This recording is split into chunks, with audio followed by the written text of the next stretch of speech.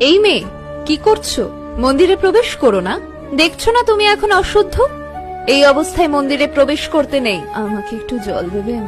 খুব কষ্ট হচ্ছে, পেটে যন্ত্রণা করছে। অন্য কোথাও গিয়ে জল চেয়ে নাও, মন্দিরে প্রবেশ করো না। তোমার শরীর এখন শুদ্ধ নয়, অপবিত্র। এসব কি বলছে?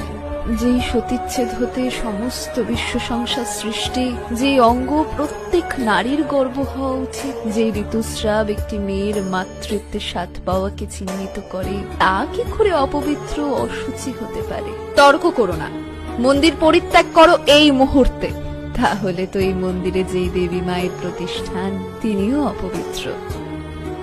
সেই মায়েরও তো ঋতুস্রাব হয়, তিনিও কি তার নিজের মন্দির ত্যাগ করবেন? এসব কি বলছো তুমি? বিশ্বাস না হলে আপনি নিজে গিয়ে দেখুন।